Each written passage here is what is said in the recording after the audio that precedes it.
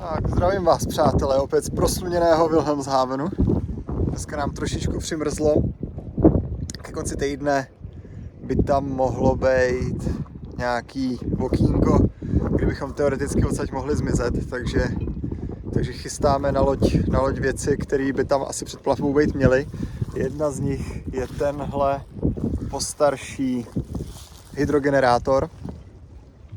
Nevím, jak se tomu říká, klasický dynamo na vrtulce, který by mělo přijít zezadu na loď přišroubovat, tak se do toho dneska v tomhle krásném počasí mrazivým pustíme. Tak, mělo by to přijít tamhle na těch 6 šroubků nerezových. Přímě přemýšlím, jestli budu nafukovat dinginu, budu to dělat z vody, nebo zkusím žebřík. Uvidíme. Každopádně všechno tohle je let. Úžasný.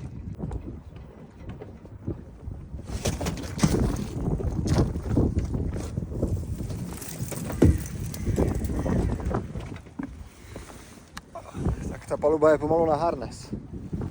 Klouže jak kluziště.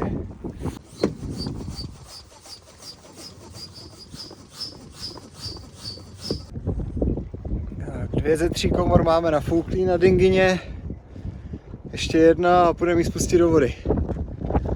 Vzhledem k té teplotě vzduchu se dneska úplně nechce se vykoupat.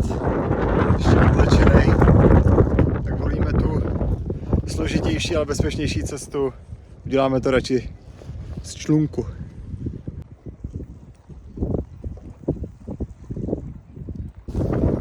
Máme to nafouklý.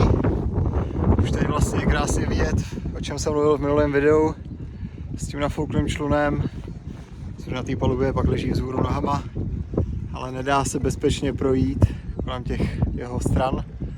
Podle zábradlí, takže člověk ho musí přelejzat. Přímě si sám nejsem jistý, co je správně, jestli přelejzat člun, mít ho pro jistotu nafouklej, nebo ho vozit sfouklej.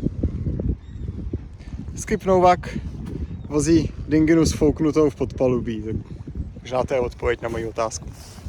Jak jsem si provázal skrz dinginu lano, za kterýho teď tady za spinakrový lano přivážu. Zkusíme ho ručně přehodit do vody. Tak lajna na spinakro byla ambiciózní nápad, ale jsem slabší, než jsem si myslel.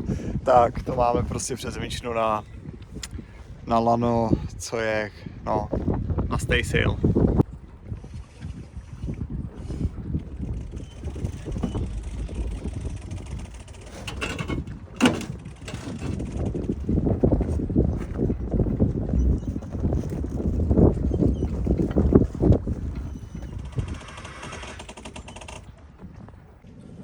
Tak v jednom člověku je to docela boj. No, teď by se mi tam přesně hodil někdo, kdo by tu... A?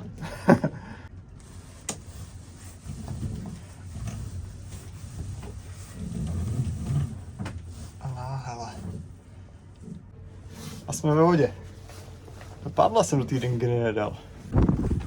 No a jak je člunek ve vodě, tak už si ho takhle jak pejska povodíme. Jen to teda fakt klouže ta paluba. Hele. Teď už tam máme pádla, kufr s nářadím, všechno potřebný a můžeme vyrazit v oběd loď. No, připouštím, že je trochu nepříjemný být na takovém prdělovi proti tomu monstru.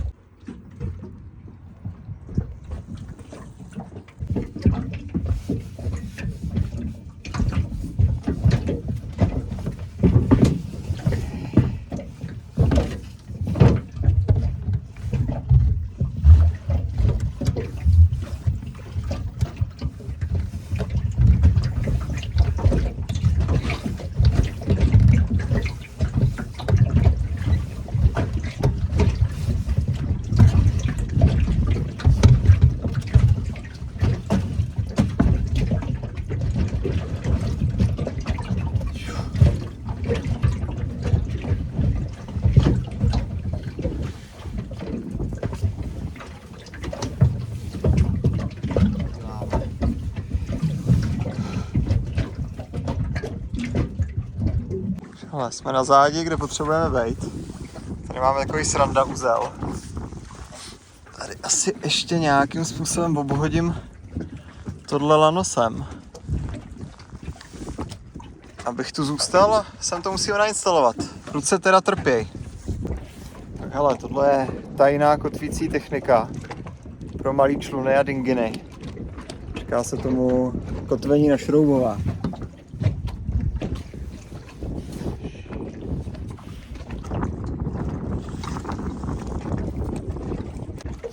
Samozřejmě mi chyběly nějaký podložky. Tak jsem si tady dal takový ledový harakiri, ale myslím, že teď mám po kapsách nastrkaný úplně všechno, co k tomu potřebuju. Tak se můžeme dát do práce s mrzlejma rukama. Jsem zvědavý, kolik toho nahážu do moře.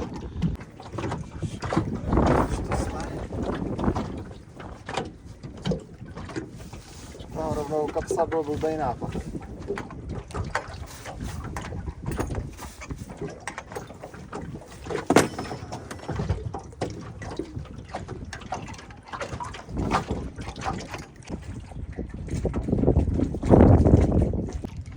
No a v tomhle duchu teď budu chvíli pokračovat.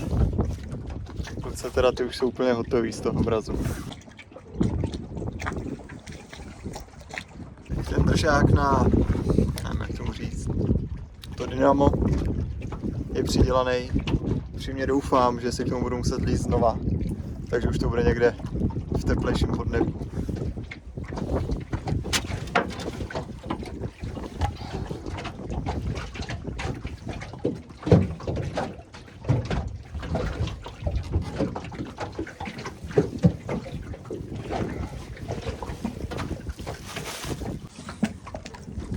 Hele, máme ho tam. Vidíme, jak se mu bude chtít jezdit. Teď už to chce jenom vyplout a zjistit, jestli to funguje. Samozřejmě jsem to zapomněl navázat provázek, za který se to bude zvedat nahoru, tak dolezu sem a tam po žebříku.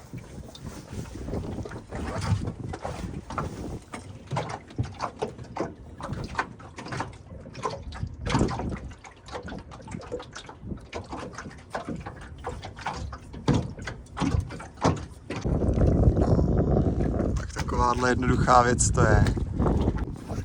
Typuju to tak na minimálně 15 let starý udělátko, ale když se nad tím člověk zamyslí, tak v tom je opravdu jako jednoduchý dynamo, který jsme měli všichni v mládí na kolech. Čím jsme si svítili, že jo. Dneska ty dnešní hydrogenerátory, možná to jako vyprodukuje trošku víc voltů, ale ta cena. Teď už to jenom připojíme a můžeme vyrazit na moře.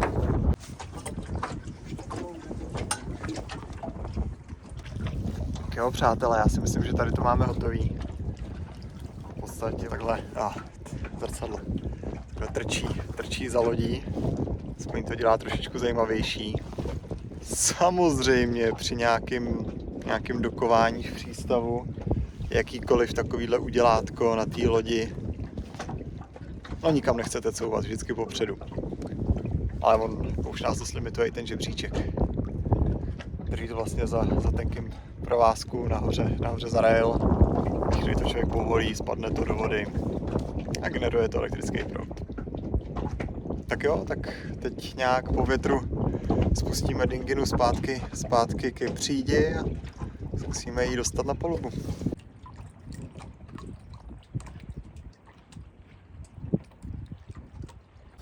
Tak zdárně jsme přistáli u mola. Dinginu jsem teda, já s tím mám hrozný problémy vždycky takhle ukázat. Dinginu jsem teda vytáhl na molo, protože v tom větru, v té vodě, to je něco na tom tady s těma pádlíčkama se snažit pohybovat. No a teď s nějak se sáňkama přejedeme vedle lodi a zkusíme ji vytáhnout.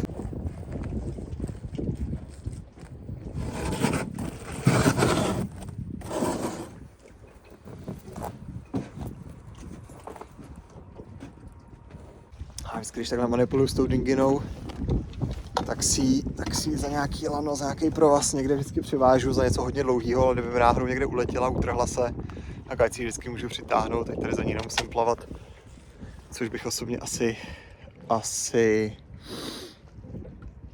téhle zimě nedělal. Tak tady je to takový správný nepořádek.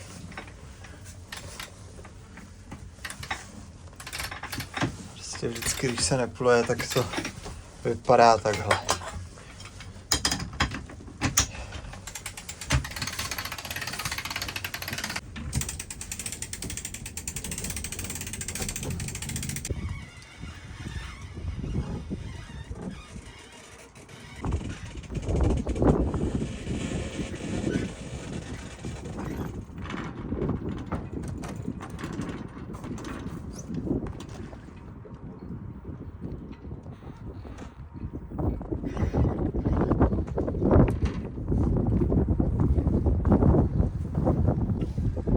Je na palubě.